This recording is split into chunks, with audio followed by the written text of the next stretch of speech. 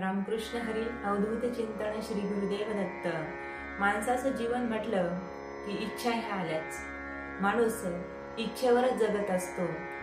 इच्छा पूर्ण झाली तर सुख मिळतं आणि इच्छा अपूर्ण राहिली तर दुःखाची प्राप्ती होते।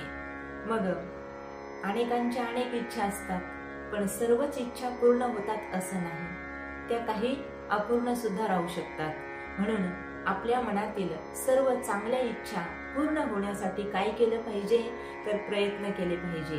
पण कधी कधी असं होतं, अनेक वेळा प्रयत्न करून सुद्धा आपल्याला यश येत नाही। उदाहरणाने सांगायचं झालं तर एखाद्याला डॉक्टर व्हायचं असेल तर तो रात्रंदिवस प्रयत्न करतो, पण कुठेतरी काय होतं, प्रयत्न कमी पडतात। मार्क कमी पडले म्हणजे डॉक्टर होता येत नाही का? काही मुलं रात्रंदिवस अभ्यास करतात UPSC MPSC पास होण्यासाठी, पण एखाद्या मार्कावरून जातात। मग काय कमी पडतं तर प्रयत्न। मग हे प्रयत्न अगदी शेवटपर्यंत आपण केलेच पाहिजे। सतत प्रयत्न, जिद्द, चिकाटी यामुळे आपल्या इच्छा पूर्ण होऊ शकतात। पण तुम्ही जर तुमच्या जीवनामध्ये भरपूर प्रयत्न केलेले आहेत, खूप कष्ट घेताय, खूप त्रास सहन करताय, पण तुमच्या मनातील इच्छा जर पूर्ण होत नसतील तर एक उपाय मी आज आपल्याला सांगणार आहे। साधा, सुलभ, सोपा उपाय आहे आणि कुठल्याही प्रकारचे मंत्र किंवा स्तोत्र आपल्याला म्हणायचे नाही किंवा कुठल्याही प्रकारचा नियम इथे लागू नाही। अगदी सोपा उपाय आहे। अनेक इच्छा असतात आपल्या, माझं स्वतःचं घर व्हावं नाही का, माझी गाडी असावी, बँक बॅलन्स असावा, माझा स्वतःचा बिझनेस असावा, अशा अनेक इच्छा आपल्या असतात। त्या सर्व इच्छा पूर्तीसाठी पण आपल्या चांगल्याच इच्छा पूर्ण होणार हे सुद्धा लक्षात राहिलं पाहिजे आपल्या, नाही का? कारण सत्य संकल्पाचा दाता नारायण।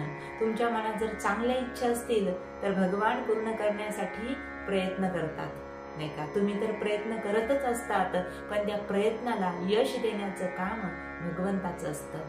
म्हणून काय उपाय आहे तो? शुक्रवारच्या दिवशी सायंकाळी जेव्हा आपण देवासमोर दिवा लावतो त्यानंतर आपल्याला हा उपाय करायचा आहे। एक मातीचा दिवा घ्यायचा आहे, ज्याला आपण पंती म्हणतो। ती पंती घ्यायची आहे। त्या पणतीमध्ये जो भीमसेनी कापूर असतो आपल्या घरामध्ये, तो कापूर, थोडीशी कापराची वडी त्या पंतीमध्ये ठेवायची आहे आणि जे हिंग असतं, हिंग कोणतं, जे आपण भाजीमध्ये वापरतो ते, दोन प्रकारचं भेटतं हिंग सुद्धा। एक भेटतं खडे टाईप जे असतं ते, आणि एक असतं पावडरचं। तर पावडरचं आपल्याला घ्यायचं नाही, जे खडे भेटतात बाजारामध्ये हिंगाचे ते ओरिजिनल असतात, ते आपल्याला घ्यायचे आहेत। आणि मग काय करायचं तर शुक्रवारी सायंकाळी दिवे लागण्याच्या वेळेला अगदी आपल्या नजरेच्या डोळ्याच्या रेषेसमोर थोड्याशा अंतरावरती तो दिवा आपल्याला काय करायचा आहे, ठेवायचा आहे। त्याच्यामध्ये भीमसेनी कापूर टाकायचा आणि त्यावरती आपलं हिंगाचा जो एक खडा आहे छोटासा, तो आपल्याला त्यावरती टाकायचा आहे आणि दिवा प्रज्वलित करायचा आहे।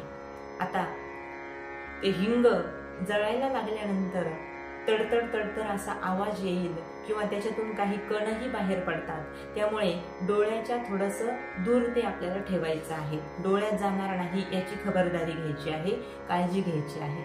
आणि मग ते जळेपर्यंत, नाही का, तो कापूर आणि ते हिंग जळेपर्यंत त्याच्याकडे पाहत तुमच्या मनातील जी काही इच्छा असेल ती आपल्याला बोलायची आहे। मग ती 7 वेळेस बोला, 5 वेळेस बोला। तो दिवा, आपला कापूर जळेपर्यंत तेवढी इच्छा आपल्याला मनामध्ये बोलायची आहे आणि मग देवाला नमस्कार करायचा आहे। बस एवढाच उपाय आपल्याला करायचा आहे। याने काय होईल तर जे हिंगामध्ये जी शक्ती असते, नाही का, तुमची जी इच्छा आहे ती ब्रह्मांडापर्यंत म्हणजे देवापर्यंत जाऊन पोहोचेल। सर्व वातावरणामध्ये पॉझिटिव्हिटी तयार होईल आणि तुमच्या घरातील नकारात्मक शक्ती, तुमच्या मनातील नकारात्मक विचार नाहीसे होतील, निघून जातील आणि सकारात्मकता एकदा तुमच्या जीवनामध्ये निर्माण झाली की तुम्ही जे प्रयत्न करत असाल त्याला भगवान परमात्मा यश दिल्याशिवाय राहणार नाही। आता हा उपाय किती शुक्रवार करायचा आहे तर 12 शुक्रवार करायचा आहे. तुमची इच्छा भलेही 2-3 शुक्रवार मध्ये पूर्ण होईल, पण 12 शुक्रवार पर्यंत हा उपाय 12 शुक्रवार संध्याकाळी दिवे लागण्याच्या वेळेला हा उपाय आपल्याला करायचाच आहे. इच्छा पूर्ण झाली तरी सुद्धा 12 शुक्रवार पर्यंत हा उपाय करा आणि फरक बघा. अगदी सोपा उपाय आहे आणि प्रत्येकाला जमण्यासारखा आहे, म्हणून नक्की करा आणि फरक बघा. रामकृष्ण हरी.